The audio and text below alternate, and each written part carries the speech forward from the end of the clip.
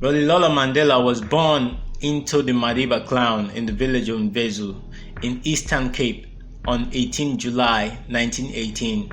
His mother was Nwapi Nosekeni, the third wife of his father, and his father was Kosi Fankayiswa Ganla Mandela, principal counselor to the acting king of the Tembo people, John Jitaba Daleyebo, a subgroup of the Xhosa people, who make up South Africa's second largest cultural group. In 1930, when Mandela was 12 years old, his father died, and the young Mandela became a ward of John Jitaba at the great place of Henkeswani. Hearing the elder story of his ancestor Bello during the War of Resistance, he dreamed also of making his own contribution to the freedom struggle of his people. Mandela was originally known as Rolihlahla Dalembunga Mandela. He attended primary school in Hunu, where his teacher, Miss Mdingane, gave him the name Nelson in accordance with the custom of giving all school children Christian names. When I went to school, the lady teacher, Miss Mdingane, asked, "What is your name?"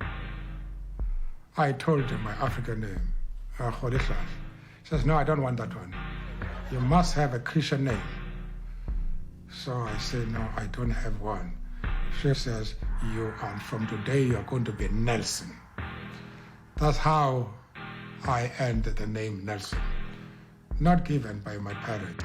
He completed his junior certificate at Clarkbury Boarding Institute and went on to Headtown, a Wesleyan secondary school of some repute, where he matriculated.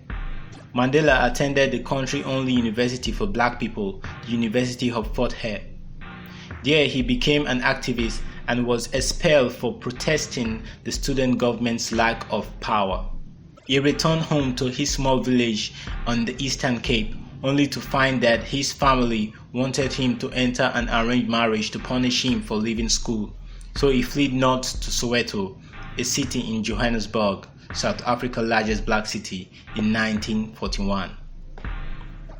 A few months into his stay in Johannesburg, Mandela was introduced to a young estate agent named Walter Sisulu, who immediately took him under his wing.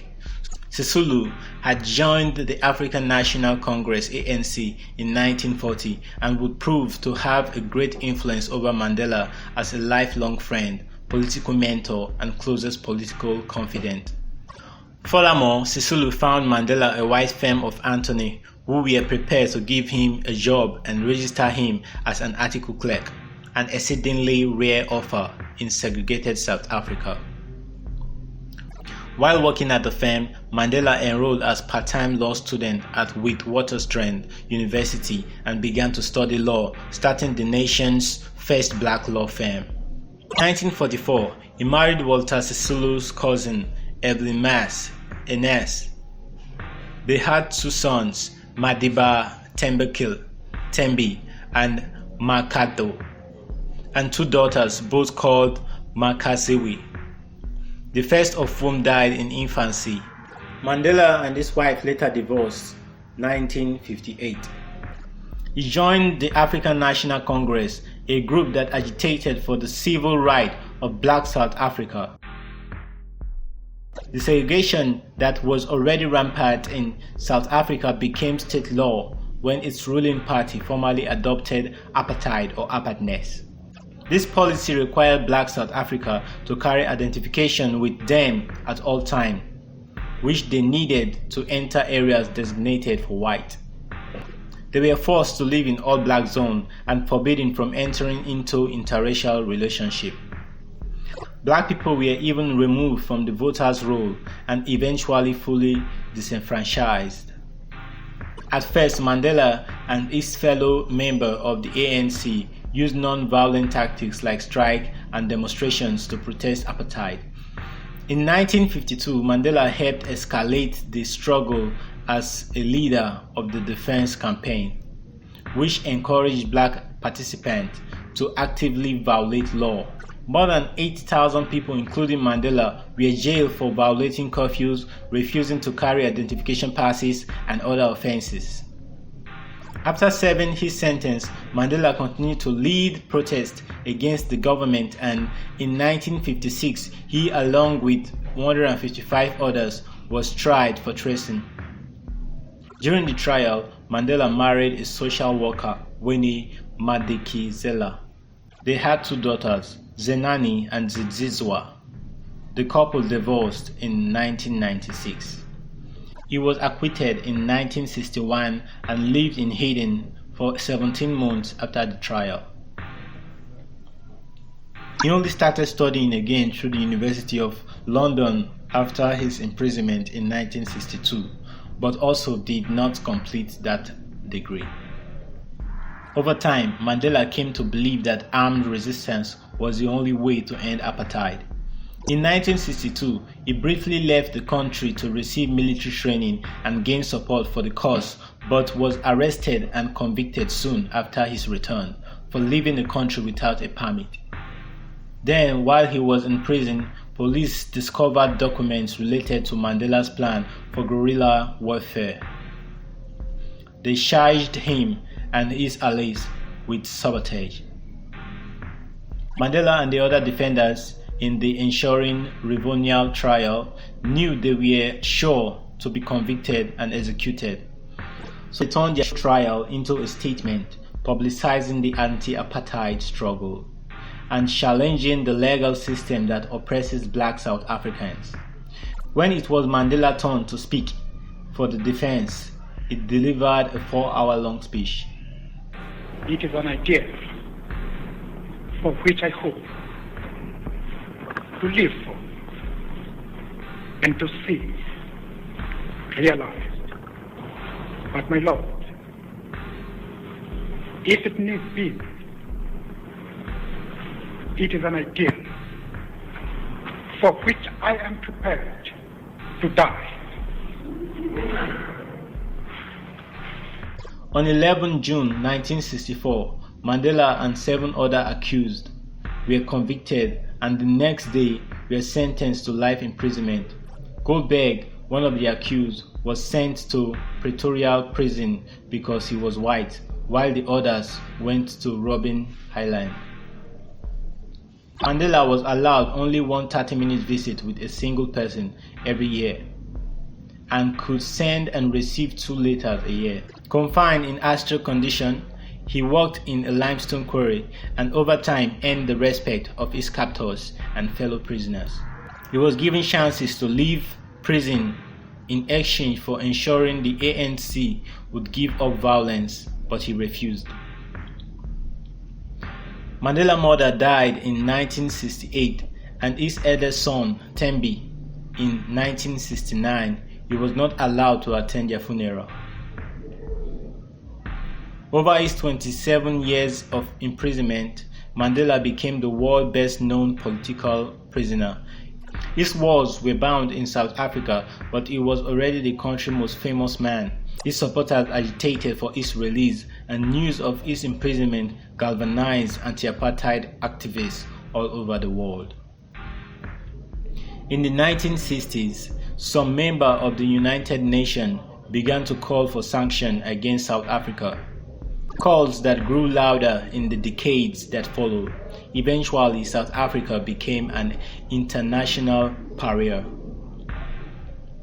On 12 August 1988, he was taken to hospital where he was diagnosed with tuberculosis. After more than 3 months in 2 hospitals, he was transferred on 7 December 1988 to a house at Victor Vistal Prison near Pearl, where he spent his last 14 months of imprisonment. In 1989, while in the last months of his imprisonment, he obtained Bachelor of Law through the University of South Africa. He graduated in absentia at a ceremony in Cape Town. On 2nd February 1990, in response to international pressure and the threat of civil war, South Africa's new President F.W. de Klerk pledged to unban ANC and all other prescribed political parties and release Mandela and all other political prisoners on Sunday, 11th February 1990, after 27 years in prison. Apartheid did not immediately end with Mandela released, now is 71. Mandela immersed himself in official talk to end white minority rule, and in 1991 was elected ANC president to replace his oiling friend Oliver Tambo. In 1993, he and President F.W. de Klerk jointly won the Nobel Peace Prize, and on 27 April 1994, he voted for the first time in his life, where the ANC, now a political party, won more than 62% of the popular vote in a peaceful democratic election. On 9 May, Mandela was elected unopposed as President of South Africa in the first session of the Constituent Assembly. His presidential inauguration took place the next day at the Union Building in Pretoria and was attended by the largest gathering of international leaders in South Africa history. On his 80th birthday in 1998, he married Grace Machel, his third wife. True to his promise, Mandela stepped down in 1999 after one term as president. He was succeeded by Thabo Mbeki. He continued to work with the Nelson Mandela Children Fund he set up in 1995 and established the Nelson Mandela Foundation and the Mandela Road Foundation. In 2003, he was diagnosed with prostate cancer. In November, a concert was held at Greenpoint Stadium to raise funds for the Nelson Mandela Foundation, the Nelson Mandela Children Fund, and the Global AIDS Organization. The concert was called Nelson Mandela 46664 Global Aid Initiative, as 466/64 was Nelson Mandela's prison number during his 27 years of incarceration. This concert would be the first of 6 international concerts of the same name that took place between 2003 and 2008. In April 2007, his grandson Mandela was installed as head of the Mvezo Traditional Council at the ceremony at the Mvezo Great Place. Nelson Mandela never wavered in his devotion to democracy, equality, and learning. Despite terrible provocation, he never answered racism with racism. His life is an inspiration to all who are oppressed and deprived, and to all who are opposed to oppression and deprivation. Throughout 2012 and 2013, rumors abounded about Nelson Mandela's failing health until the nationwide fear were confirmed on 5th December 2013. Mandela had passed away in Houghton Estate in Johannesburg.